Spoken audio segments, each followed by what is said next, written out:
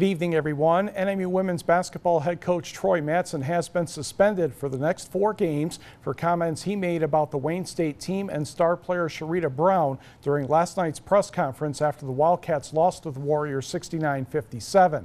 In a press release issued this evening, Mattson apologized for his unwarranted comments. Wildcats athletic director Forrest Carr says a mistake was made, adding NMU has a great deal of respect for Wayne State's athletic department and their key administrators have strong backgrounds in compliance, and Warriors athletic director Rob Fournier is a consistent advocate for the importance of going above and beyond just following the rules. Carr imposed the suspension. Mattson will miss the December 18th game at Lewis, the January 2nd contest at Tiffin, the January 4th game at Ohio Dominican, and the January 8th contest at home against Ashland. Meanwhile, NMU men's basketball head coach Bill Saul has announced the signing of 3 student athletes who will join the Wildcats basketball team next season.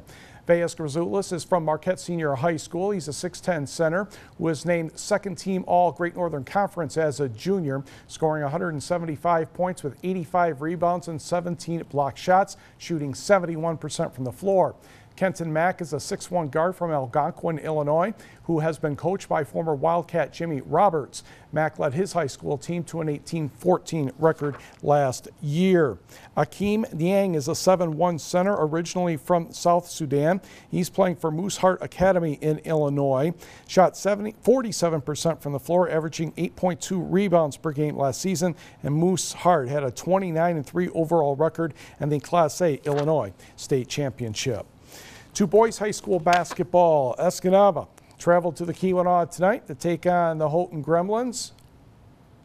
I hope.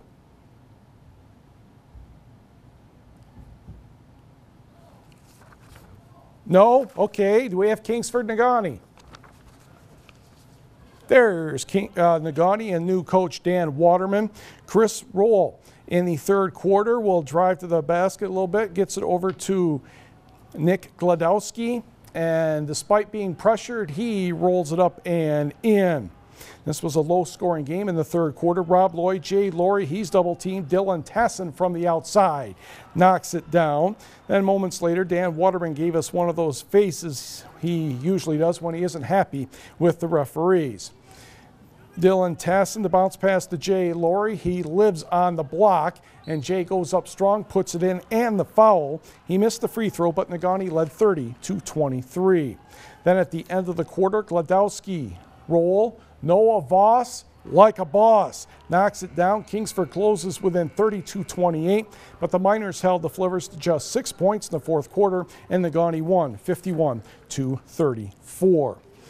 Girls basketball, let's go to Marquette, where the Miners are taking on Negaunee, and that one bounces in very nicely for Shayla Hubner in the first quarter.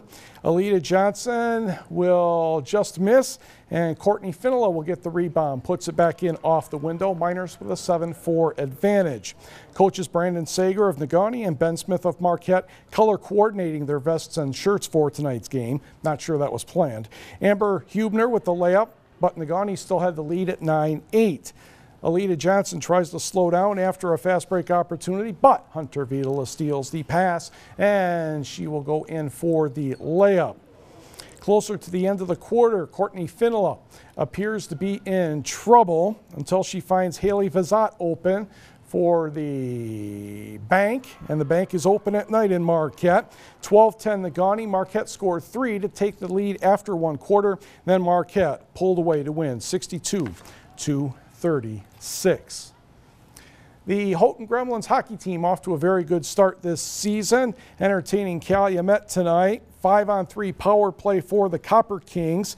14 seconds before the second penalty is done, Edward Byring gets the pass, and he puts it on the board. 1-0 Copper Kings. Still in the first. Wild action behind the net, and Jonathan Bostwick took it in, and eventually somebody's glove goes over the puck who isn't the goaltender, so they end up with a penalty shot, and Jonathan Bostwick wheels, deals, and scores, and that tied the game at 1. Reed Pietala had a hat trick for the Gremlins, and they went on to win by the count of 5-2. High school basketball game on the boys' side.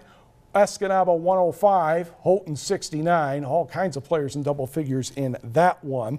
And the Michigan State women defeated Elkhorn State 77-41. Forest Park's Lexi Gussert 7 points and 6 rebounds. One of the great scorers there. Yes. All right, thanks a lot, Mike.